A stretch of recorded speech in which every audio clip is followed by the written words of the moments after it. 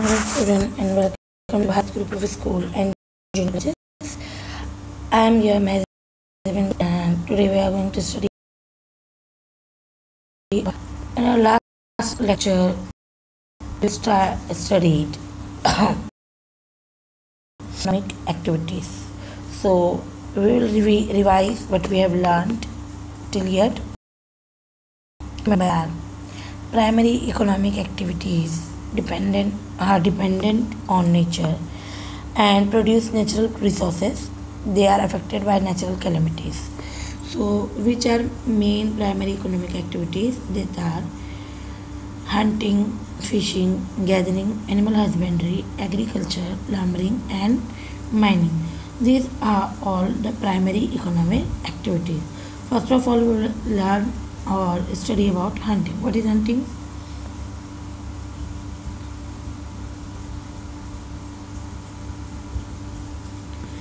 As we all know कि hunting जो है एक प्रिमिटिव एक्टिविटी है to get food. As a result इससे क्या हुआ, बहुत सारी स्पीसीज़ जो है एक्सटिंक्ट हो गए. अर्लियर जब ह्यूमन बीइंग ने एज अ सोशल एनिमल रहना शुरू किया तो उसने अपने लिवलीहुड के लिए दूसरे एनिमल्स को हंट करना शुरू किया और इस तरह से उसने हंटिंग के थ्रू जो है अपना जो है गुजारा करना या सबसिस्टेंस लेवल पर जीना शुरू किया. और हंटिंग की वजह से बहुत सारी स्पीसीज़ जैसे लार्ज मैमथ या बहुत सारे और दूसरे स्पीसीज़ जो है वो एक्सटिंक्ट हो गए हैं. देख सकते हैं कि किस तरीके से ह्यूमन बीइंग स्टोन एज में रहता था. उसने फायर को इन्वेंट किया और अपने स्पेशल वेपन से जो उसने बनाया था, प्रिमिटिव वेपन से वो हंट करता था ताकि वो अपने लिए फूड का अरेंजमेंट कर सके. आज भी बहुत से जो एग्जांपल है वर्ल्ड के बहुत सारे पार्ट्स में से लोग पाए जाते हैं जो हंटिंग के ऊपर गुजारा करते हैं. That are bushman of Kalahari desert, pygmies of equatorial सारवा और बोरास Eskimo of tundra. Moreover जो है अब कमर्शियल हंटिंग को बैन कर दिया गया ऑल ओवर द वर्ल्ड क्योंकि ये इसकी वजह से स्पीसीज़ जो है एक्सटिंक्ट होने लगती है, जिसकी वजह से जो है एक इन्वायरमेंटल जो बैलेंस होता है हमारा इन्वायरमेंटल बैलेंस क्या हो जाता है, वो बिगड़ने लगता है. और उस बैलेंस को बनाए रखने के लिए ज़रूरी है कि हर स्पीसीज़ को किसी भी स्पीसीज़ को नुकसान ना पहुँचे. कमर्शियल हंटिंग अब वर्ल्ड वाइड में बैन हो चुकी है. नेक्स्ट जो हम पढ़ने जा रहे हैं वो है गैदरिंग. गैदरिंग जो है ये भी डिपेंड करती है ऑन फॉरेस्ट प्रोडक्ट. इसमें आता है जैसे roots, tubers, leaves, flowers, medicinal plant, gum, black, honey, wax, rubber जो कि जिसे कैरी किया जाता है फॉरेस्ट से, फॉरेस्ट कवर एरिया से. आपने देखा होगा बाज़ारों में भी, समटाइम्स हम लोगों ने मार्केट में देखा होगा कि बहुत से लोग जो है इस तरीके की रूट्स और अलग अलग टाइप की जो है फॉरेस्ट के जो प्रोडक्ट होते हैं, जो फॉरेस्ट से गैदर किए हुए चीज़ें होती हैं, उन्हें लेकर मार्केट में सेल करते हैं. इस तरीके से वो उसको इकोनॉमी का ज़रिया बनाते हैं. तो in the equatorial rain forest जो है वहाँ की ह्यूमिड और अनहेल्दी क्लाइमेट की वजह से वहाँ पर गैदरिंग नहीं हो पाती है. गैदरिंग का जो सबसे अच्छा एग्जांपल है वो है हनी.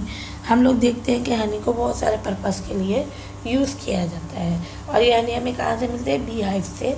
और अब जो है मॉडर्न टेक्नोलॉजी की वजह से जो है बी हाइव्स को बनाया जाता है. वहाँ पर जो है आर्टिफिशियल तरीके से बी हाइव्स को वो जो है हाइव बनाकर, बीज को जो है हाइव बनाकर दिया जाता है जिस पर वो जमा होती है और उनका जो वैक्स जो हनी है वो कलेक्ट होता है तो उसे मार्केट में सोल्ड आउट किया जाता है. Due to the disturbance of reptiles, insects, equatorial rain forest बता रहे हैं कि यहाँ का ह्यूमिड और अनहेल्दी क्लाइमेट है जिसकी वजह से वहाँ पर हम ऐसे रेन फॉरेस्ट में जो है क्लाइमेट में गैदरिंग नहीं कर सकते. फूड गैदरिंग या जो भी हम जो फॉरेस्ट प्रोडक्ट्स है उनको गैदर नहीं कर सकते.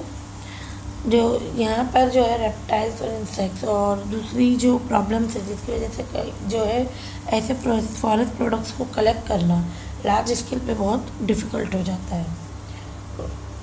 इसके बाद हम पढ़ेंगे, देखिए मैं यहाँ पर आपको एक पिक्चर दिखाया है, इसमें आप देख सकते हैं किस तरीके से जो है ये जो चीज़ें हैं this are all collected from forest.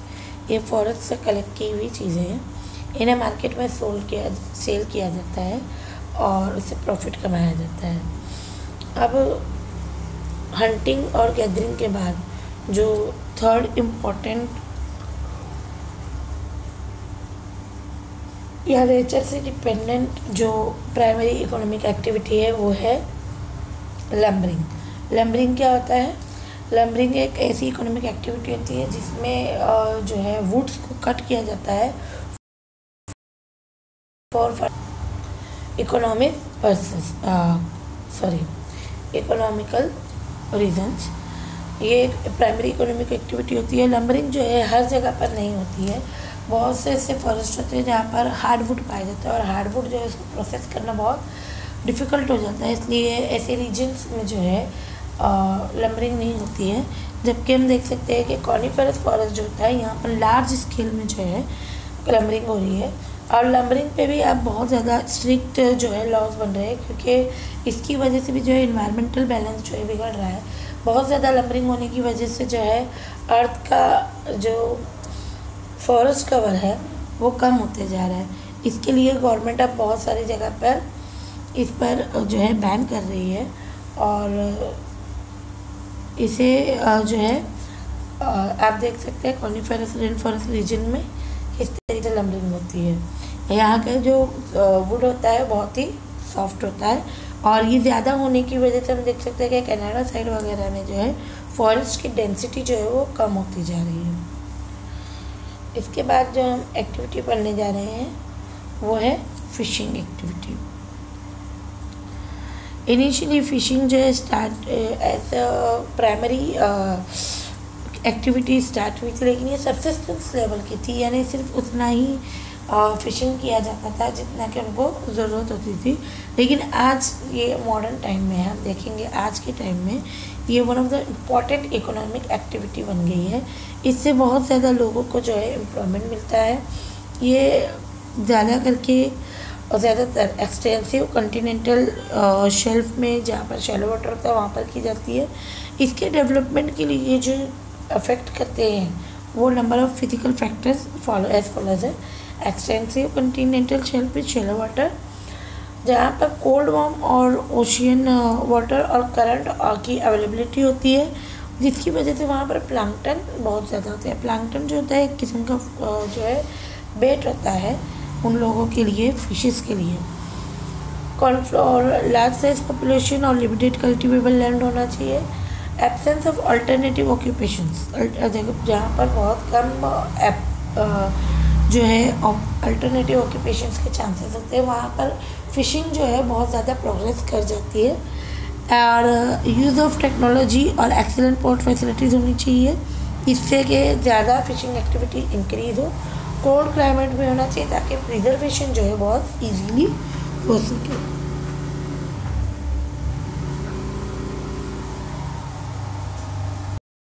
Now will study about animal husbandry. Animal husbandry में आप देखोगे कि किस तरीके से बहुत सारे जो है इसमें प्रोडक्ट्स आते हैं, जैसे पोल्ट्री है एनिमल हस्बेंड्री में, और मीट है, वूल है। इन सब चीज़ों के लिए जो है एनिमल को यूज़ किया जाता है और उनसे जो प्रोडक्ट लिया जाता है उसे प्रोसेस करके मार्केट में बेचा जाता है। सबसे जो इम्पोर्टेंट इसमें प्रोडक्ट होता है वो होता है मिल्क, जो है कैटल से मिलता है और इस मिल्क को जो है यूज़ किया जाता है फॉर फर्दर प्रोसेस। इससे बहुत सारे जैसे बटर है, घी है और चीज़ है, पनीर है, मतलब ये डिफरेंट काइंड ऑफ प्रोडक्ट्स इससे बनते हैं। फिर इसी तरीके से शीप्स का जो है उसे पाला जाता है या उसे ग्रो किया जाता है ताकि उससे वूल्स हासिल किया जा सके, मीट हासिल किया जा सके, और पोल्ट्री से जो है चिकन और एग्स वगैरह के लिए उसे जो है डेवलप किया जाता है। इट इज़ कंसनट्रेटेड, ये ज़्यादा करके 30 डिग्री नॉर्थ और 60 डिग्री नॉर्थ और 30 डिग्री साउथ से 55 डिग्री साउथ लैटिट्यूड में ज़्यादा अफेक्टेड होता है, कंसनट्रेटेड होता है। इसके डेवलपमेंट के लिए डिपेंड करता है कि इसमें एडवांसमेंट ऑफ टेक्नोलॉजी है। यानी ज़्यादा करके हम लोग देखते हैं कि दूध निकाला जाता है, मिल्क उसका गाय से या कैटल से निकाला जाता है। जब वो टेक्नोलॉजी के थ्रू निकाला जाता है तो उसकी जो क्वांटिटी होती है वो ज़्यादा होती है। और अगर शीप्स का जो वूल है उसे निकालने के लिए प्रिमिटिव तरीके को, प्रिमिटिव जो मेथड है उसे ना अपनाते हुए अगर जो न्यू टेक्नोलॉजी है, न्यू मेथड्स है उसे यूज़ करें तो वो ज़्यादा इफ़ेक्टिव होता है, उससे ज़्यादा प्रोडक्ट हासिल होता है।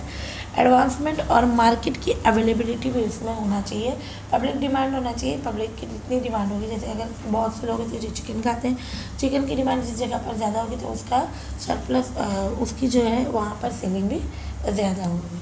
अब हम लोग पढ़ने जाएंगे माइनिंग के बारे में।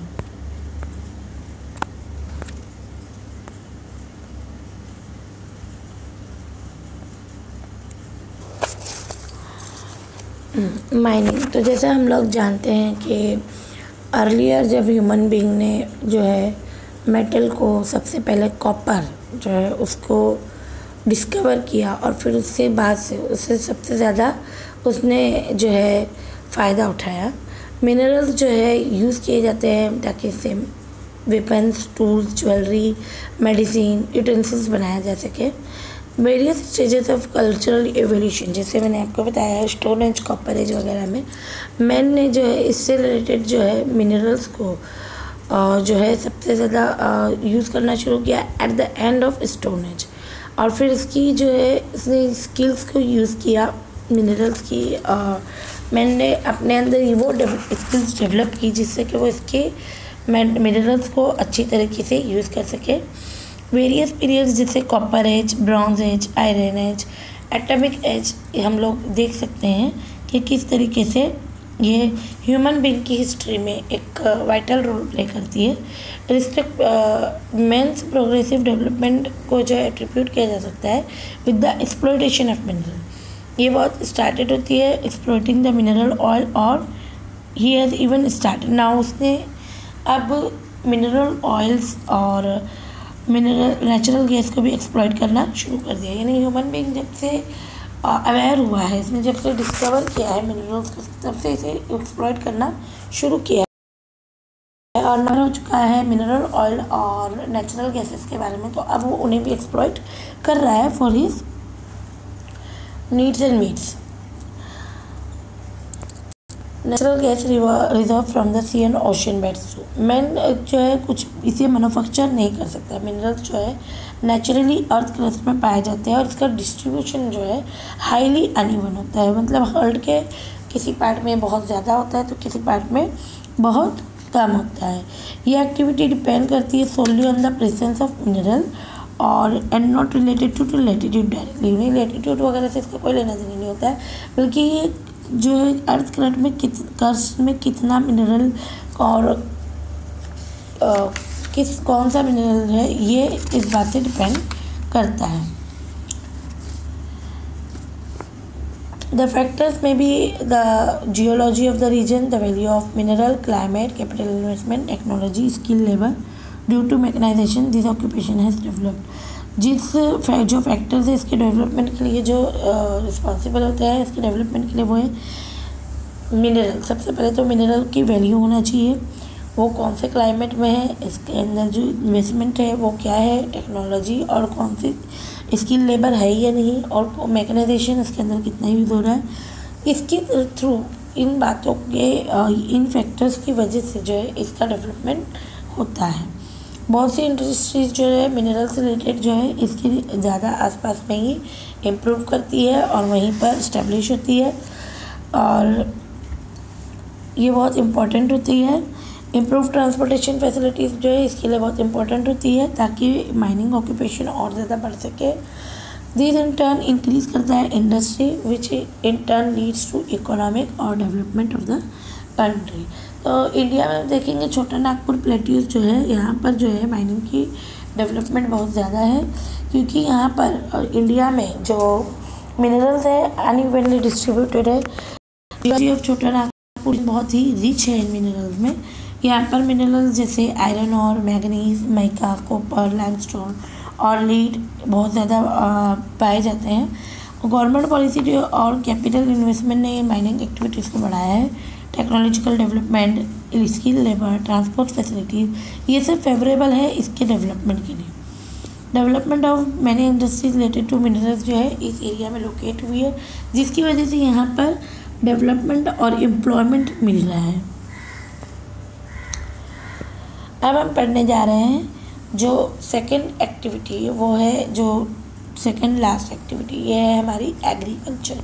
आप जब जानते हैं कि अर्लियर जब ह्यूमन बीइंग ने ग्रुप में रहना स्टार्ट किया तो अपने डेली नीड्स को फुलफ़िल करने के लिए उसने एग्रीकल्चर को स्टार्ट किया, और तब से आज तक एग्रीकल्चर वो रिसोर्स है जिसके थ्रू जो है हमारी डेली जो फूड की रिक्वायरमेंट होती है हम उसे मोस्टली कवर करते हैं। और इंडिया एक ऐसी कंट्री है जहाँ पर 70% एग्रीकल्चर से डिपेंडेंट जो है एम्प्लॉयमेंट होते हैं, यानी यहाँ पर एम्प्लॉयमेंट जो है 70% रिलेटेड होता है प्राइमरी एक्टिविटी के एग्रीकल्चर से जुड़ा हुआ।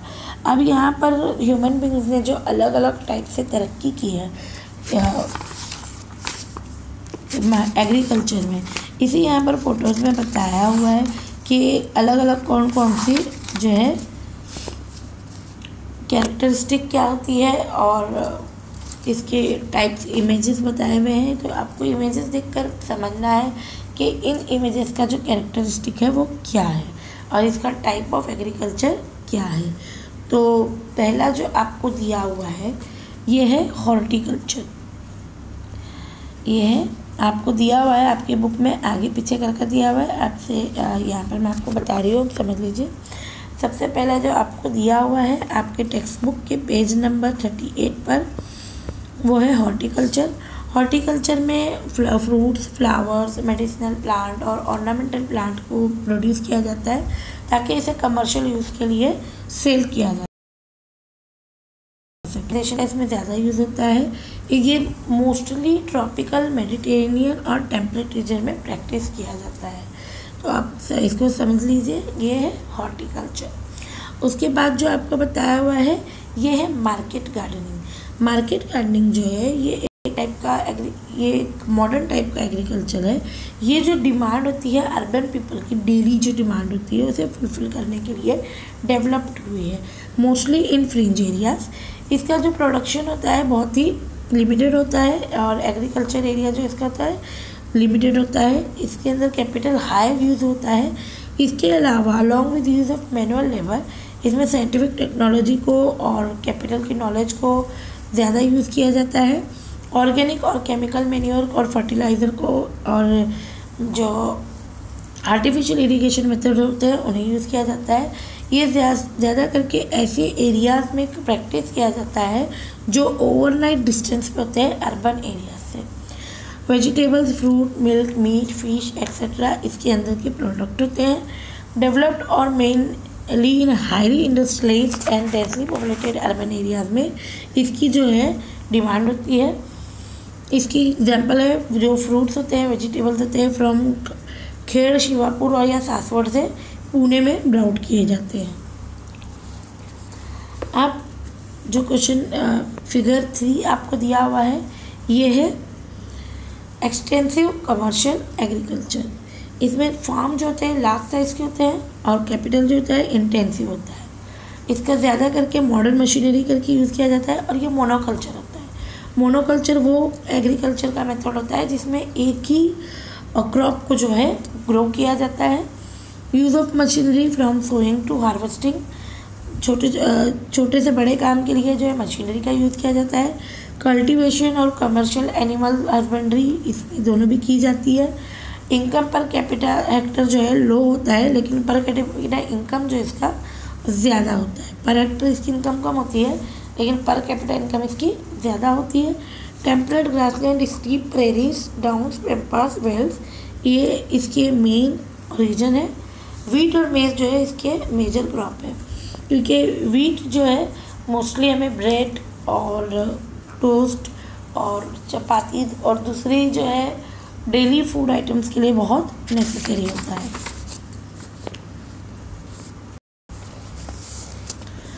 इसके बाद आपको बताया है ये जो टाइप है ये है plantation agriculture. Large farm sizes होते हैं, कैपिटल इंटेंसिव होता है, और ये भी मोनोकल्चर होती है। जैसे मैंने बताया मोनोकल्चर जिसमें एक ही टाइप की क्रॉप को ग्रो किया जाता है। लोकल लेबर्स को यहाँ पर एम्प्लॉयमेंट मिलती है, इसे बहुत अच्छे से मैनेज और प्रोसेस किया जाता है। इसकी पर हेक्टर यील्ड कम होती है, लेकिन टोटल प्रोडक्शन जो है इसका बहुत ज़्यादा हाई होता है। एक प्लांटेशन जो है इस done it gives production for 10 to 15 years. एक बार प्लांटेशन हो जाता है तो ये प्रोडक्शन देता है 10 से 15 ईयर्स के लिए। टी, कॉफ़ी, रबर, कोकोआ इसके एग्जाम्पल है। मोस्टली टी जो असम में इसमें प्रैक्टिस की जाती है। Spice plantation in Kerala, cashew nut plantation in Konkan region इसकी एग्जाम्पल है। Malaysia, India, Sri Lanka, Brazil, Indonesia, Caribbean island, Philippines, Thailand और वियतनाम में ये मोस्टली प्रैक्टिस की जाती है। इसके बाद जो आपको देख सकते हैं ये है इंटेंसिव सब्सिस्टेंस एग्रीकल्चर। सब्सिस्टेंस मैंने आपको बताया गुजर बसर करना, यानी उतना ही लेना जितनी की ज़रूरत हो। तो ये स्मॉल लैंड होल्डिंग होती है, मैक्सिमम यील्ड होती है स्मॉल लैंड से, और फूड क्रॉप ज़्यादा डोमिनेंट होती है। यहाँ पे मैनुअल लेबर होता है, एनिमल्स का भी यूज़ होता है, मशीनरी नहीं होती क्योंकि ये सब्सिस्टेंस लेवल पे होती है। मॉडर्न टेक्नोलॉजी का बहुत कम यूज़ होता है। इसकी एग्जांपल है China, India, Japan, Korea, Sri Lanka and east Asian countries. इसमें जो मेजर क्रॉप होती है राइस।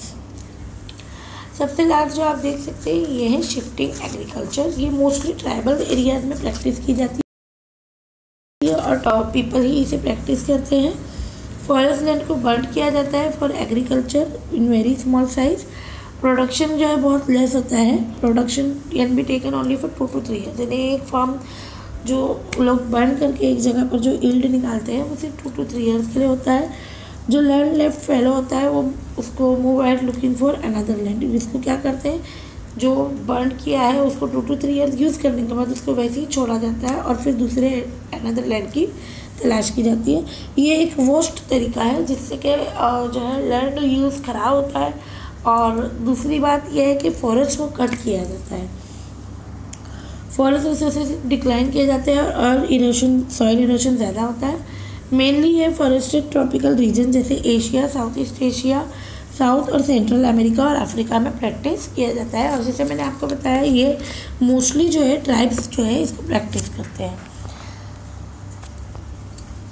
जब हम देखते हैं द डिस्ट्रीब्यूशन ऑफ एग्रीकल्चर के as an occupation in the world, तो हमने देखा कि इसमें अलग अलग टाइप पाया जा रहा है। एक है इसमें इंगेज है इन एग्रीकल्चर जो मैक्सिमम इन अफ्रीका और फिर एशिया में। दो ये एरियाज जो है under agriculture is more extensive in Europe, America और Australia the percentage of population engage in this activity बहुत लेस है। Generally the developed countries of the world, जो जनरल कंट्रीज है यहाँ पर लेस पॉपुलेशन जो है रिलेटेड होती है या कनेक्टेड होती है, इंगेज होती है इन एग्रीकल्चर, जबकि जो अंडर डेवलप्ड कंट्रीज़ होती है यहाँ पर एग्रीकल्चर में इंगेज लोगों का पॉपुलेशन जो है ज़्यादा होता है। वेरियस क्रॉप जो है प्रोड्यूस की जाती है डिफरेंट पार्ट्स ऑफ वर्ल्ड में। वेरियस फिजिकल और सोशल इकोनॉमिक फैक्टर्स जो है इसको इन्फ्लुएंस करते हैं इनके डेवलपमेंट को। मेजर फिजिकल फैक्टर्स जो इन्फ्लुएंस करते हैं एग्रीकल्चर को वो है क्लाइमेट, टोपोग्राफी। जैसे आप लोगों ने देखा कि असम में जो टी का क्रॉप होता है ये हम दूसरे एरिया में नहीं कर सकते। क्यों नहीं करते? क्योंकि उसको जिस टाइप का सॉइल चाहिए वो सिर्फ वहाँ पर पाया जाता है। ठीक है। सॉइल्स और biotic factors, the economic and social factors include करते हैं labour, market, capital, transportation facilities और स्टोरेज फैसिलिटीज़ और government policies, population, ownership of land etcetera. हम देखते हैं कि वेरियस टाइप ऑफ एग्रीकल्चर और उनकी कैरेक्टरिस्टिक अलग अलग है। जबकि हमने इमेजिन में हमने ऊपर देखा ग्रीन हाउस पॉलीहाउसेस, ये भी एक टाइप ऑफ एग्रीकल्चर फर्टिलाइज़र और इंसेक्टिसाइड का जो है बहुत ज़्यादा यूज़ किया जाता है। ठीक है बच्चों, तो अभी आपने ग्रीन हाउसेस और poly houses are use for growing vegetation from specific regions in other region, similarly can they की be use snow capped regions and polar. तो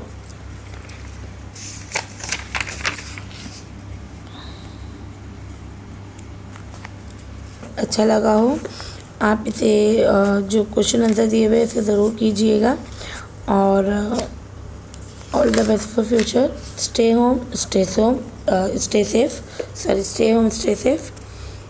तब तक के लिए अल्लाह हाफिज़।